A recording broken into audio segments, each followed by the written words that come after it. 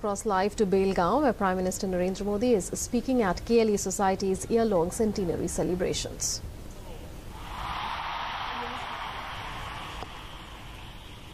मंच पर विराजमान केंद्र में मंत्री परिषद के मेरे साथी श्रीमान अनंत कुमार, श्रीमान सदानंद गौड़ा,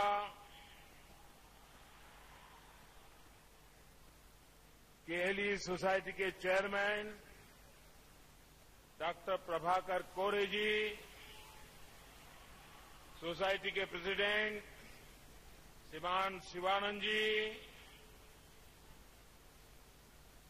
संसद में मेरे साथी और कर्नाटक के जनप्रिय किसान नेता श्रीमान येदियुरप्पा जी, केंद्र में मंत्रिपरिषद के मेरे साथी श्री रमेश जी, कर्नाटक विधानसभा विरोध पक्षीय नेता श्रीमान जगदीश जी, श्रीमान सुरेश अंगाड़ी, श्रीमान प्रहलाद जोशी, डॉक्टर बीजी देसाई और प्यारे भाई और बहनों, मैं सबसे पहले उन सप्त ऋषियों को नमन करता हूं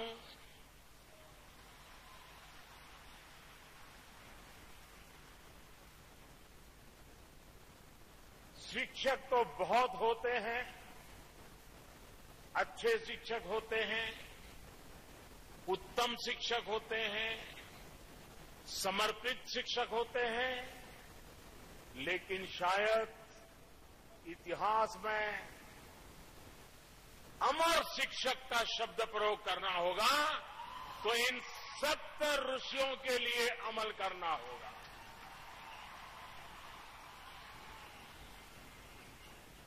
ऐसे शिक्षक 100 साल के बाद भी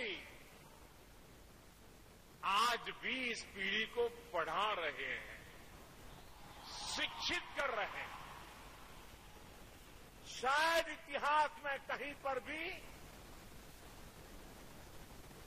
ऐसी दुर्लभ घटना सुनने का सौभाग्य नहीं मिल सकता जो इस केएलई सोसाइटी के द्वारा सिद्ध हुआ है।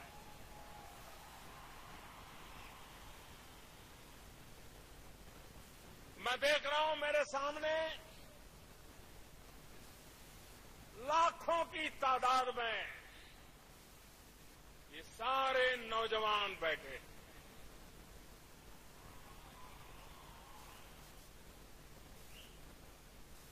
ये सब कुछ उन सप्त ऋषियों का तपस्या का परिणाम है।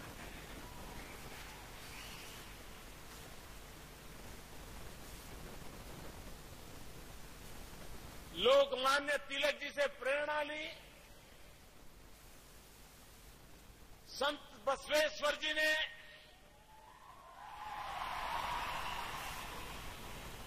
सामाजिक क्रांति का जो बिगुल बजाया था,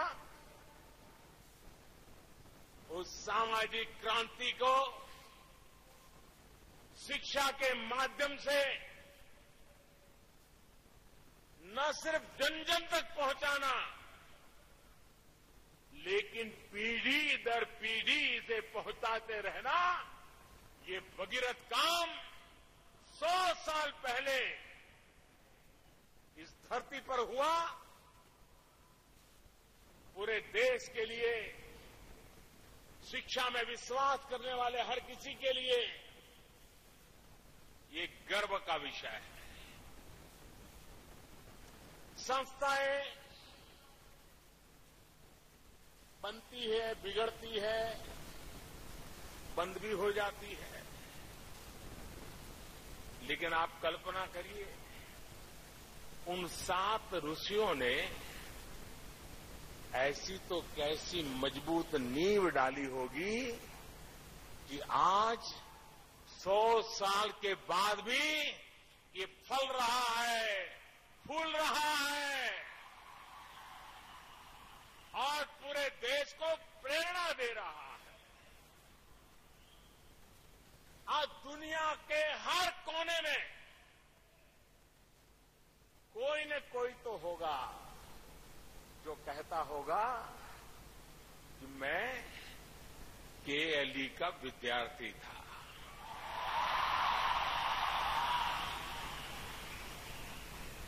और दुनिया में भी जब किसी का इंटरव्यू होता होगा, नौकरी के लिए पूछताछ होती होगी, जब वो बताता होगा, सारे सर्टिफिकेट बताता होगा, अपने मार्क दिखाता होगा, लेकिन जब वो कहता होगा कि साहब ये तो सब ठीक है, ये गुणांक, ये सर्टिफिकेट, ये मार्क्स, ये ग्रेड, लेकिन मेरे पास सबसे बड़ी चीज है, मैं केएलई का विद्यार्थी हूं। और जिस पल इंटरव्यू लेने वाला भी देखता होगा, अच्छा केएलई, अरे भाई आओ आओ। 100 साल कितनी पीढ़ियों ने तपस्या की होगी, कितने कितने लोगों ने योगदान किया होगा, तब जाकर के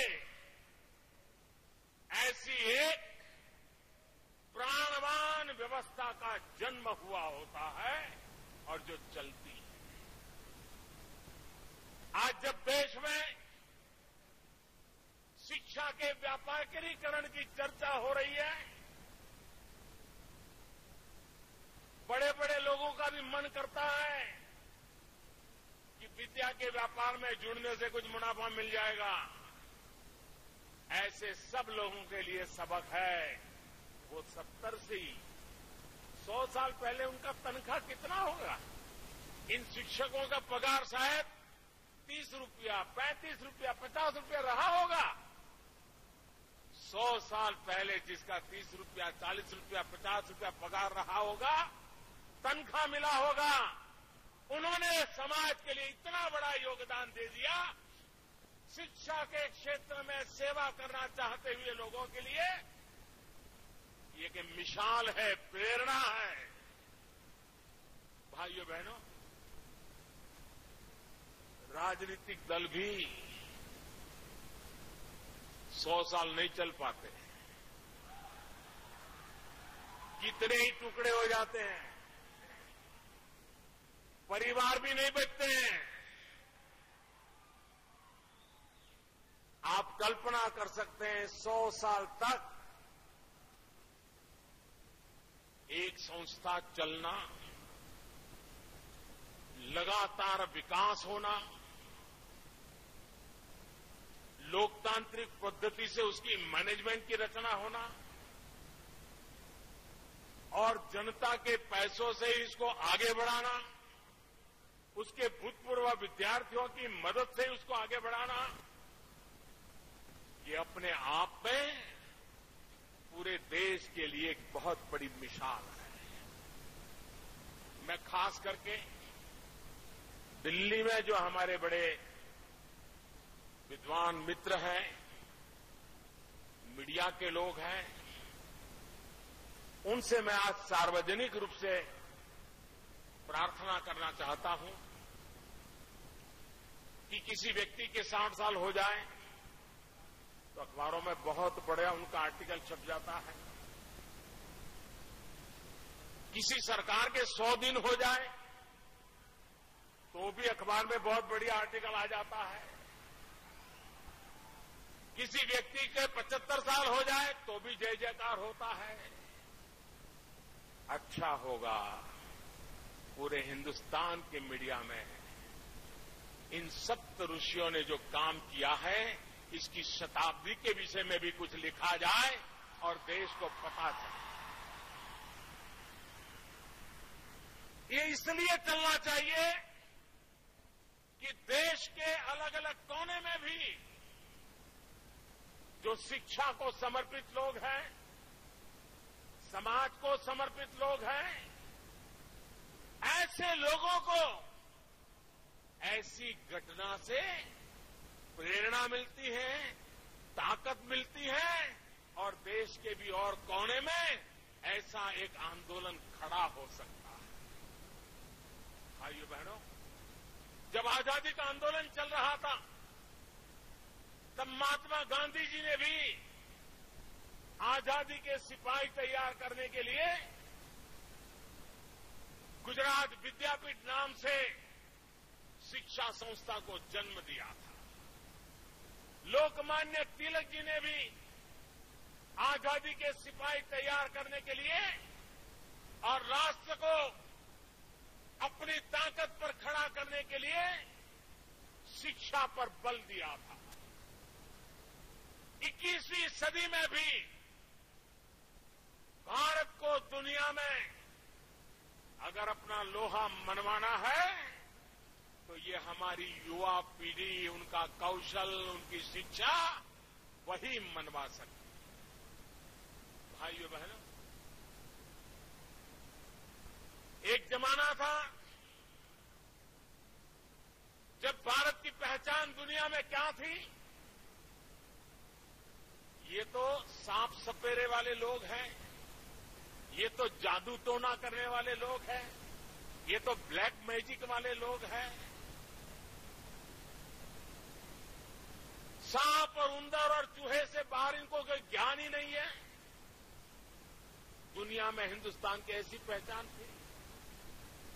लेकिन कुछ वर्षों पहले भारत के 18-20 साल की उम्र के नौजवान जब कंप्यूटर के कीबोर्ड पर अपनी उंगलियां घुमाने लगे, सारी दुनिया घूमने लग गई। सोचने लगा,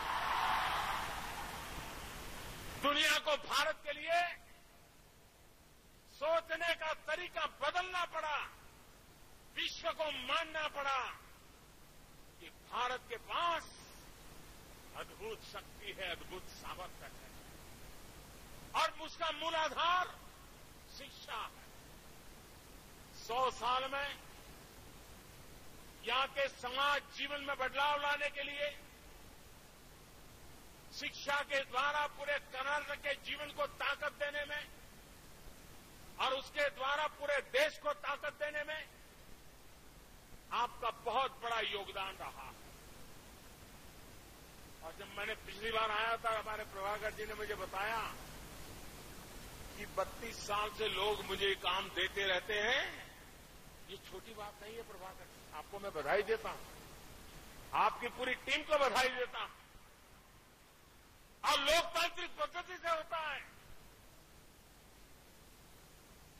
इतनी सारी पीढ़ियों पर इतने लोगों ने काम किया होगा, लेकिन संस्था का भला, शिक्षा का भला, विद्यार्थियों का भला, इसमें कोई कॉम्प्रोमाइज नहीं किया। ये अपने आप में बहुत बड़ी बात है। लेकिन आज जब मैं इस उत्तम कार्य को अपनी आंखों के सामने देख रहा हूं तो मेरा भी मन करता है कि मैं भी आज आपसे कुछ मांग करके ही जाऊं। मांग सकता हूं ना? मिलेगा? आप कहेंगे यार देश का ऐसा प्रधानमंत्री कैसा है, मांगने आया है। ये प्रधानमंत्री है ही ऐसा ही, वो जनता से मांग करके ही गुजारा करता है। मैं आज आपसे कुछ मांगना चाहता हूं और मुझे विश्वास है, उन सप्त ऋषियों पर मेरा विश्वास है, आज की व्यवस्था पर विश्वास है। ये लाखों नौजवान मेरे सामने बैठे हैं, उन पर मेरा विश्वास है और इसलिए मांगने की हिम्मत कर रहा हूं। मांगो, मांगो, जरा आवाज जोर से आनी चाहिए। मांगो, सच में मांगो। आप मुझे बताइए, इस संस्था के पास 1.25 लाख विद्यार्थी है, इतना सारी इंस्टीट्यूशन चलती है, क्या हमारा केएलई ये संकल्प कर सकता है कि 2020 में 2020 में जब टोक्यो में ओलंपिक होगा तो कुछ गोल्ड मेडल इस केएलई के भी होंगे। कर सकते हो दोस्तों, कर सकते हो। संभव है दोस्तों, आपके लिए संभव है। मेरे प्यारे नौजवानों, मैं ये भी चाहूंगा,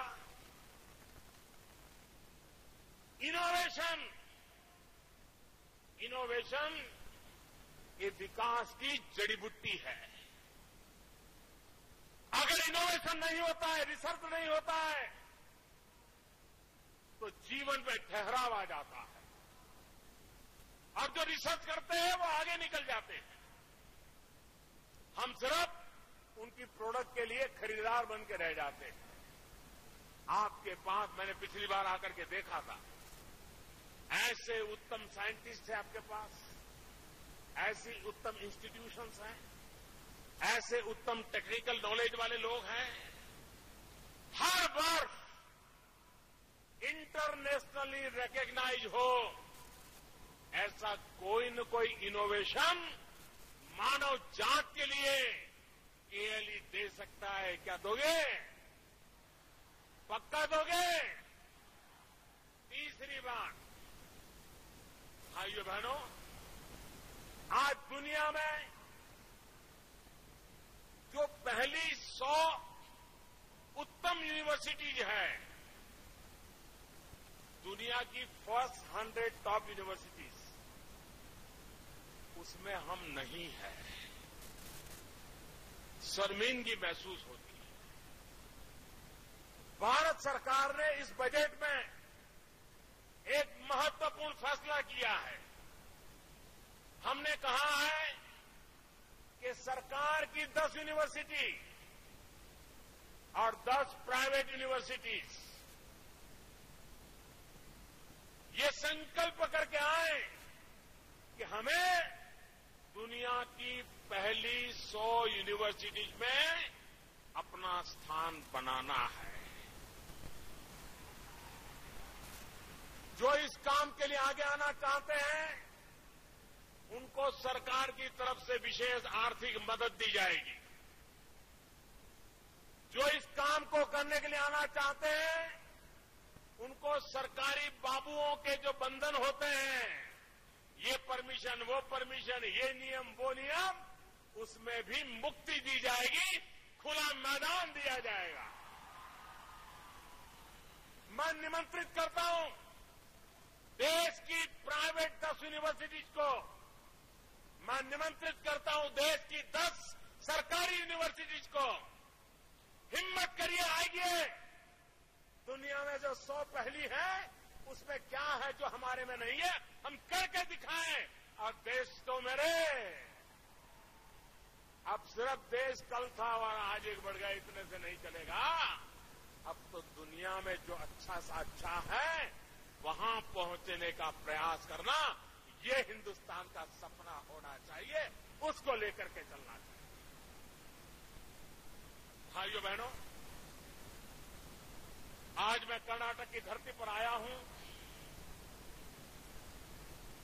और टीवी के माध्यम से देश भी मेरी बात को सुन रहा है, तो मैं एक और विषय की भी चर्चा करना चाहता हूं।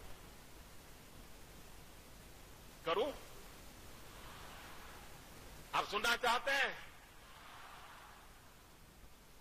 8 तारीख रात को 8 बजे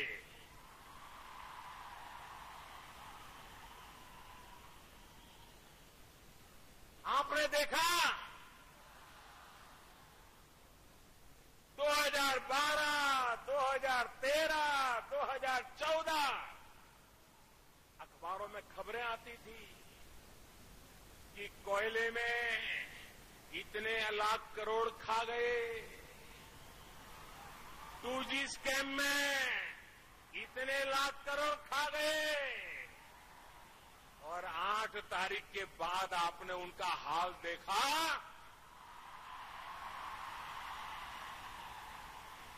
4,000 रुपये के लिए कतार में खड़ा रहना पड़ा। कतार में।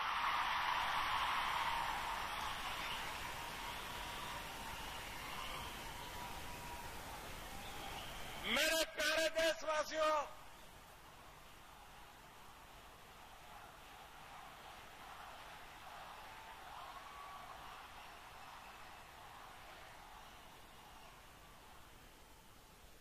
ये सरकार ईमानदार इंसान को परेशान करना नहीं चाहती।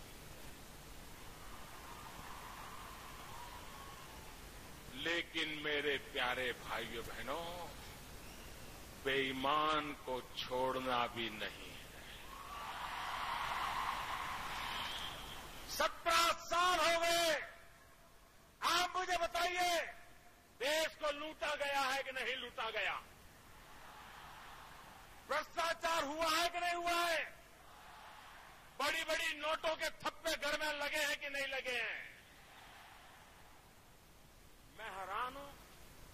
हमारे कांग्रेस के लोग कह रहे हैं कि आपने 1000 की नोट बंद कर दी, 500 की नोट बंद कर दी। भाई, आपने जब चवन्नी बंद की थी, मैंने पूछा था? आपको मालूम है कांग्रेस पार्टी ने चवन्नी बंद की थी? कांग्रेस पार्टी ने एक बार चवन्नी बंद कर दी थी। इस देश ने तो कोई चिल्लाहट नहीं की। ठीक है, आपकी ताकत उतनी थी।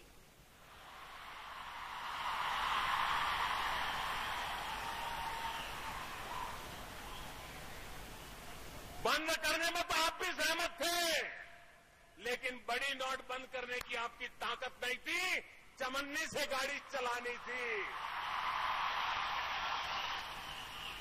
और जो लोग आज मुझे सवाल पूछते हैं कि मोदी ने 1000 की नोट का जादू किया, भाइयों बहनों, जो लोग मेरे भाषण सुनते हैं, मेरी बातें सुनते हैं, ये बात मैं पहली बार नहीं बोला हूं। 5 साल पहले सार्वजनिक सभा में मैंने कहा था कि कांग्रेस पार्टी में दम नहीं है, चवन्नी बंद कर रही है। मेरा चले तो मैं 1000 के नोट बंद करूं।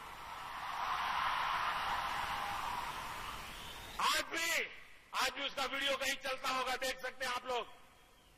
भाइयों बहनों, मैंने देश के साथ कुछ छिपाया नहीं।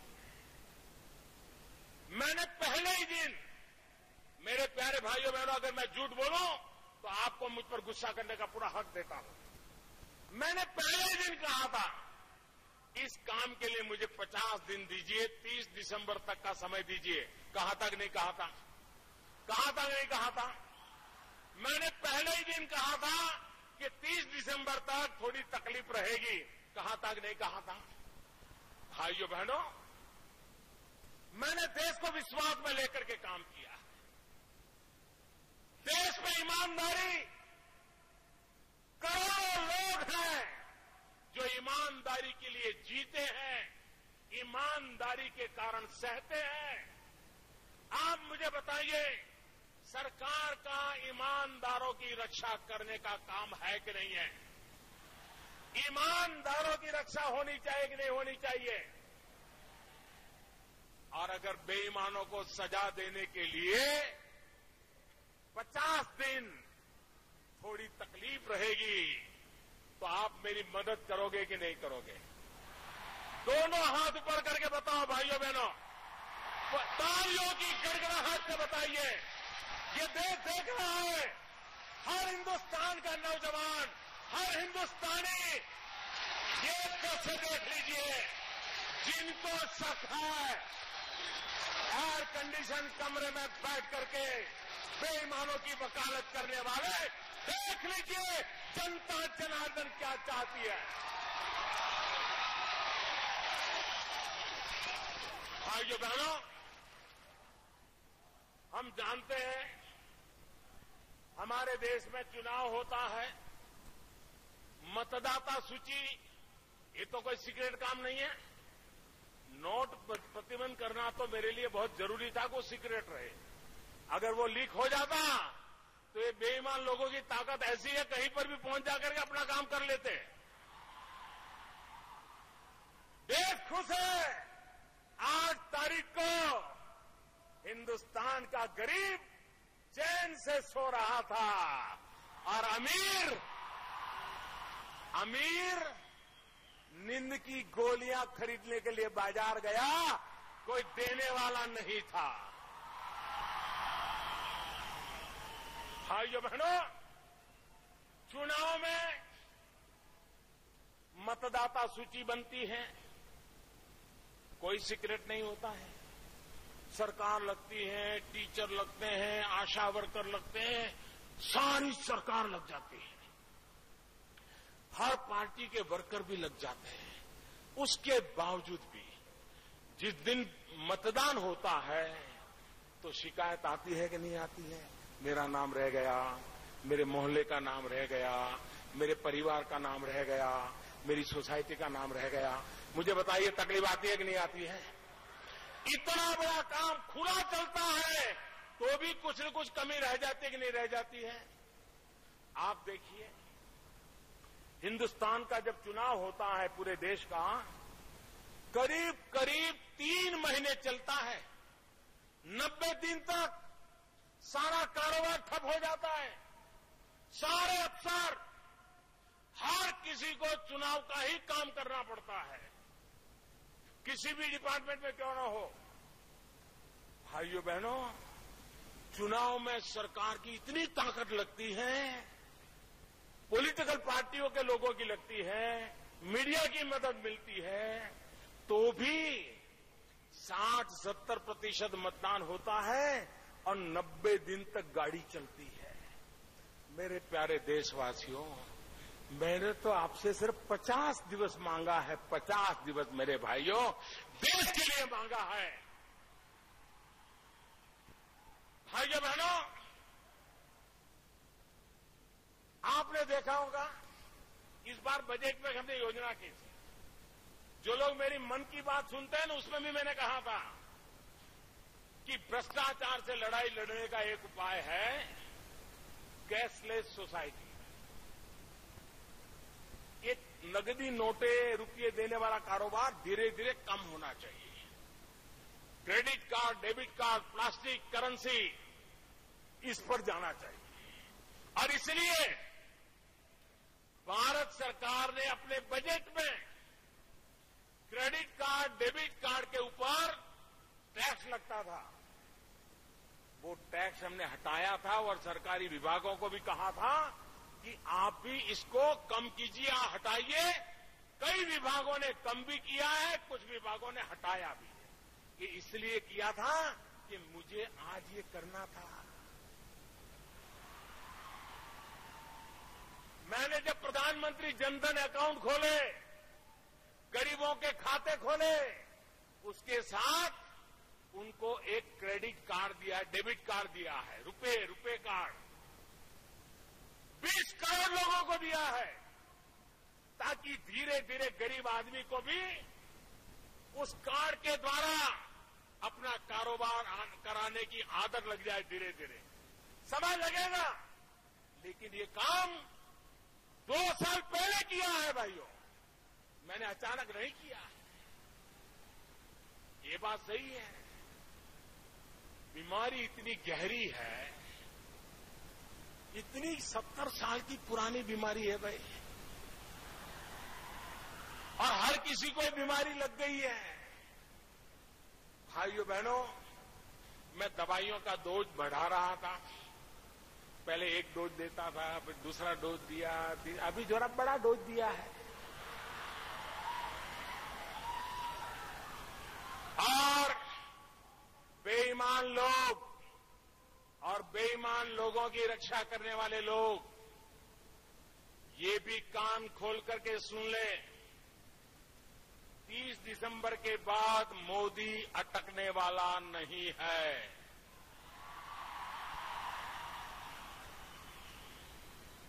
जो लोग गंगा जी में चवन्नी नहीं डालते थे, आज नोटे डाल रहे, नोटे। मैं एक दिन टीवी पे देख रहा था कि कूड़ा कचरा साफ करने वाली एक महिला कहते 57,000 रुपीज उसको कूड़े कचरे में मिला। वो बेचारी पुलिस थाने में जमा करवाने चली गई कि साहब इतने रुपये मिले। मैं अभी आया तो यहां स्वागत में हमें प्रभाकर जी ने लोगों को फूल की पंखुड़ियां डाल रहे थे। मैंने कहा वो दिन दूर नहीं होगी जब कोई नेता आएंगे तो लोग हजार हजार नोटों की कतरन कर करके डालेंगे।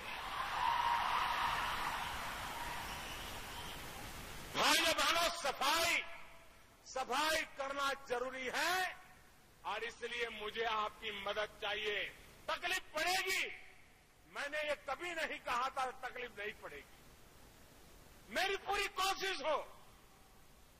आप देखिए जी, मैं कल देख रहा था बैंकों में बैंक के कर्मचारियों ने एक साल में जितना काम करते हैं ना उससे ज्यादा काम ही 10 दिन में किया है भाई। 10 दिन में हम सब बैंक के कर्मचारियों के लिए ताली बजाइए भैया।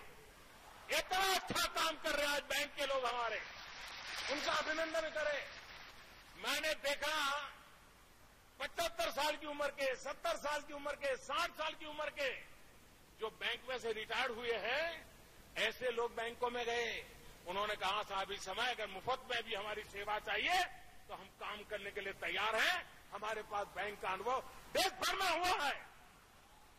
मैंने ऐसे नौजवान देखे जो कतार में सीनियर सिटीजन खड़े थे, उनके लिए अपने घर से कुर्सियां उठा करके लाए, उनको बैठने की व्यवस्था की। मैंने ऐसी माताएं बहनें देखी जो कतार में खड़े हुए लोगों को घर से ला करके पानी पिला रही है। भाइयों बहनों, सिनेमा थिएटर के बाहर टिकट लेने के लिए कभी कभी झगड़ा हो जाता है। इतना बड़ा हिंदुस्तान शांति से कतार में खड़ा है और अपने नंबर का इंतजार कर रहा है। देश बेईमानी से थक चुका है। भाइयों बहनों, पेन है, मैं मानता हूं मेरे इस निर्णय के कारण पेन है, लेकिन देश को गेन ज्यादा है। देश को गेन ज्यादा है भाइयों बहनों। और मैं आपको विश्वास दिलाता हूं, मैं आपके साथ खड़ा रहूं।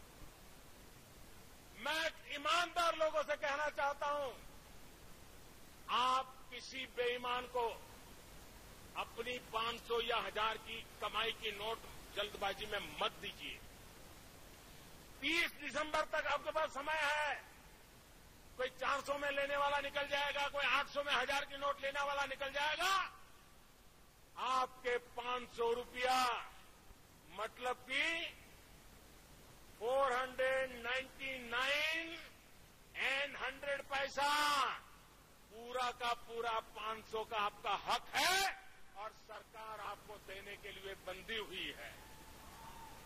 1000 की आपकी ईमानदारी की नोट आपका हक है, सरकार बंधी हुई है। 30 दिसंबर तक ये प्रक्रिया चलने वाली है। प्रक्रिया संतोषजनक होने वाली है। और जो लोग हो सकता है जो गंगा में बहा देंगे, कोई कूड़े कचरे में डाल देंगे, कोई कतरन मरा देंगे, वो तो शायद बच जाएंगे। नोट जाएगी उसकी 200 करोड़ 400 करोड़ जाएगा। लेकिन कोई दूसरे रास्ते से बैंक में जमा करके ईमानदारी का खेल करने गया तो देश आजाद हुआ तब से अब तक का सारा चिट्ठा खोल करके रख दूंगा।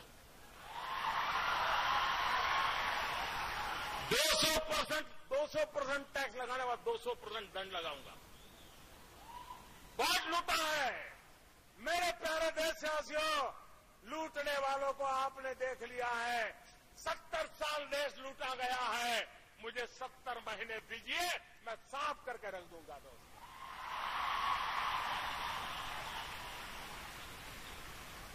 यही लोग मोदी ने मोदी ने क्या किया, मोदी ने क्या किया। जरा 8 तारीख रात 8 बजे का टीवी खोल करके देख लो मोदी ने क्या किया। मेरे प्यारे देशवासियों, मेरे कर्नाटक के भाइयों बहनों, और इसमें ज्यादातर गांव के लोग हैं, मेरी आपसे एक प्रार्थना है। ये जो मैं पवित्र काम करने निकला हूं, देश में ईमानदारी के लिए निकला हूं। अगर आपको मेरे ईमान में भरोसा है, अगर आपको मेरे काम में भरोसा है, ये जो नोटों की सफाई का मैंने अभियान चलाया है, अगर आपको मेरी बात पे भरोसा है, मुझे आपके आशीर्वाद चाहिए, आपके आशीर्वाद चाहिए। आपसे मेरी विनती है, अपनी जगह पर खड़े होकर के दोनों हाथ से ताली बजा करके मुझे आशीर्वाद दीजिए।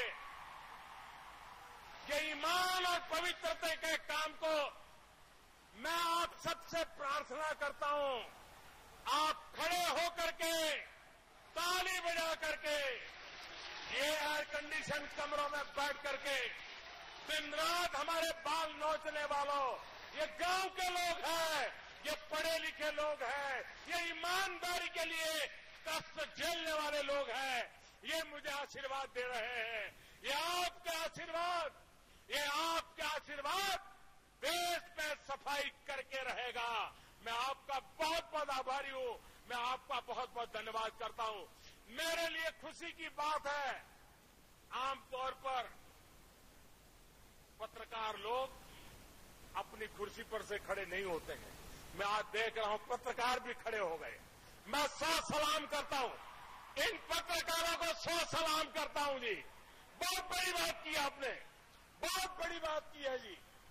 मैं बहुत आभार व्यक्त करता हूं, बहुत बहुत धन्यवाद।